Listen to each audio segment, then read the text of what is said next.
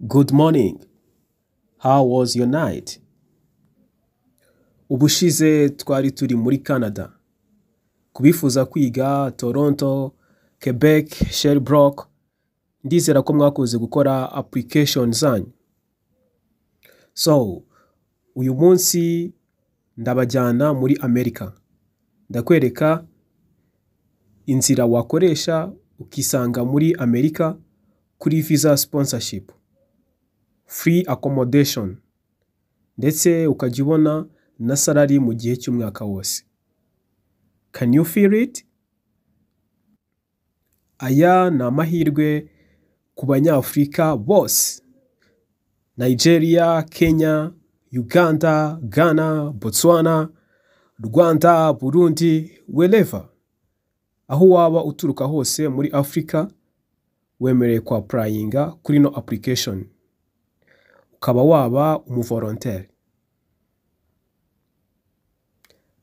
Mbere yuko nkubwira izina ry'ino organization irimo ukita, hari ikintu nshaka kubanza kukubwira wowe wifuza kwimukira muri Amerika kuhakora ubuvolontaire. Aka kazi gakubiyemo kwita ku bana batoya, abantu babana n'ubumuga bari hejuru y'imyaka 17 ndetse na 18, ukabitaho ukabagaburira. Ndetse abavolontaire biteguye bashobora no gukora no mu mirima, farm works. Niba uri interested, biteguye kukwakira hano, nta kintu na kimwe usabwa kwishyura. Pfa kuba ufite umutima wo gufasha, ndetse ukaba uniteguye kuba umuvolontaire. Uzishyurirwa buri kimwe 100%. Application ikorerwa online. Mbere yuko utangira kwa applyinga, ugomba kuba ufite email. Kuko email niyo izaguhuza nabo, uhabwe form yo kuzuza ibisabwa byose kugira ngo ino application yose igende neza. Ikindi kandi ugomba kuba uri hejuru y'imyaka 18 kuzamura, kugira ngo wemererwe kuba wakora ino application. Izi video dukora niba zigufasha, kora subscribe, kore kukazogera kugira ngo ujye ubonera andi makuru ku gihe, dore ko akenshi zino application ziba zifite deadline, kugira ngo umenye ubone igihe cyo kwitegura, ndetse unapplyinge mu bambere. The more wapplyinga mu bambere, niko ufite n'amahirwe yo kuba selected. So, ku bantu bari hanze ya United States, ukeneye kuba ufite visa, ino organization izaguha visa sponsorship, ndetse banagufashe muri process zose.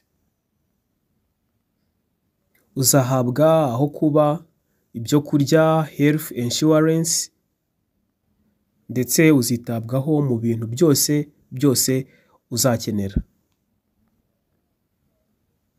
Ubu buvolontaire buzamara igihe cy'umwaka, ariko harimo n'izindi choice.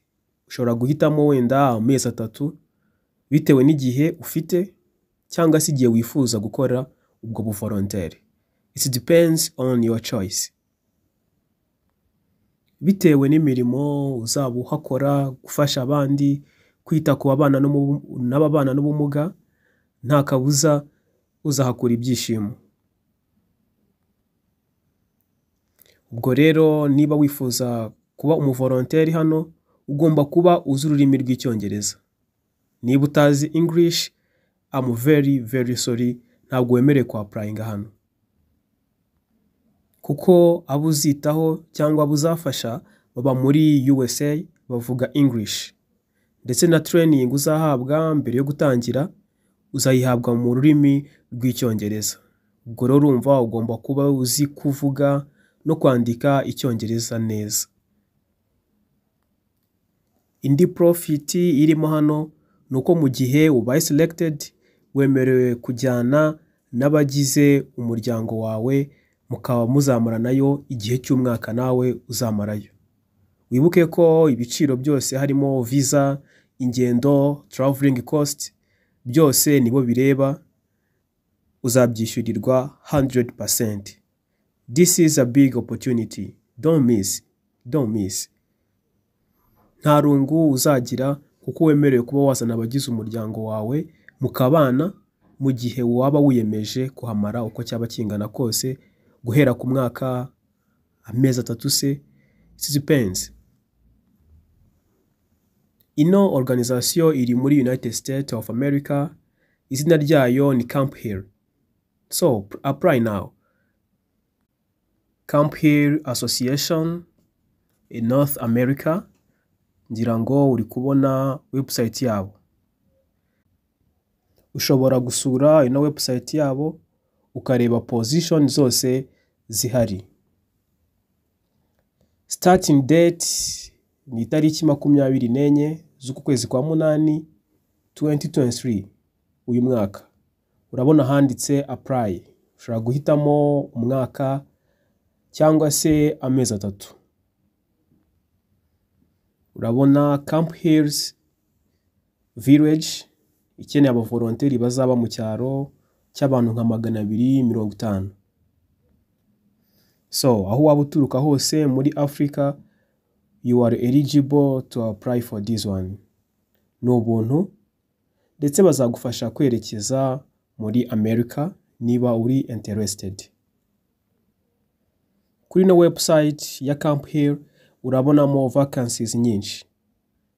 Ubwo rero ushobora guhitamo bitewe n'ibyo usanzwe ukora, ibyo ufitemo experience cyangwa se ibyo uri interested kuba wakoramo ubuvolontaire.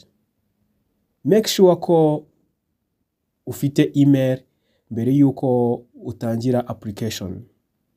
Kuko nkuko nabivuze hejuru, email niyo izakoreshwa bakoherereza donation code. Ubundi uyiklikeho buzuze neza application form. Ubwo kuri we wifuza kuba umuvolontaire mu bihugu by'amahanga, ano ni amahirwe. Nkwifurije kugira amahirwe, kandi don't forget to share. Ntibagirwe kuba wabisangiza inshuti, abavandimwe. Hari abantu benshi bifuza kuba volontaire ariko badafite ano makuru.